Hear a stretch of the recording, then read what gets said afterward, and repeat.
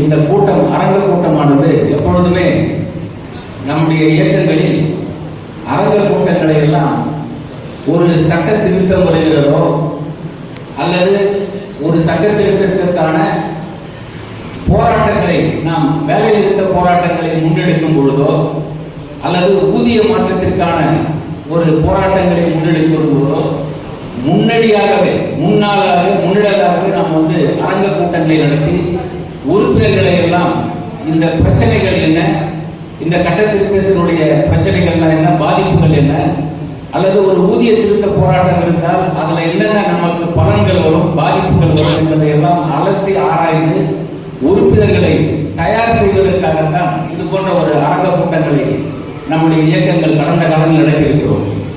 ஆனால் இந்த அரங்க கூட்டம் ஒரு வித்தியாசமான ஒரு அரங்க கூட்டம். சட்டமாக சட்டமன்றத்திலே சட்டம் இயற்றப்பட்ட பிறகு நாம் இந்த அரங்க கூட்டத்தை நடத்தி கொண்டிருக்கிறோம். இது காலதாமதமாக இருந்தாலும் நாம் இது வரவேற்கக்கூடிய விஷயம். இதே போன்ற அரங்க கூட்டங்களை எல்லா மண்டலங்களிலும் ஏயூடி நடத்த வேண்டும், உறுப்பினர்களை நீண்ட ஒரு போராட்டத்திற்கு தயார்படுத்த வேண்டும் என்று நான் ஏயூடி மாநில பொறுப்பாளர்களை கேட்டுக்கொள்கின்றேன்.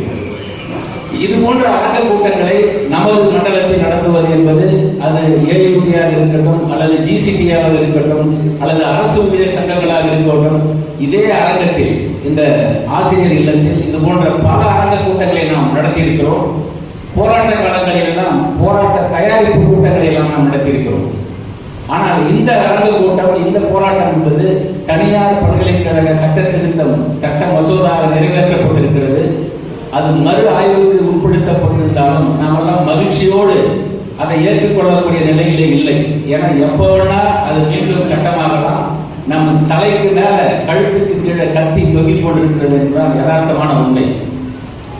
இந்த சட்ட திருத்தத்தினால், இந்த மசோதாவினால் என்னென்னலாம் நமக்கு பாதிப்புகள் ஏற்படும் என்பதையெல்லாம் இங்கு தெளிவாக நம்முடைய பேராசிரியர் அவர்களும் மாநில பொறுப்பாளர்கள் எடுத்துக் கூறியிருக்கிறார்கள். நம்மெல்லாம் அதுக்கு நமக்கு எல்லாம் தெரிஞ்சிருந்தாலும் உறுப்பினர்களை தயார்படுத்த வேண்டும். அதுதான் நமது அத்தியாவசியமான ஒரு நேரம்.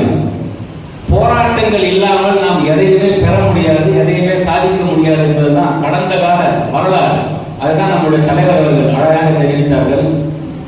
1983 நான் முதலாக அரசு கல்லூரியிலே பணியில் சேர்ந்தேன்.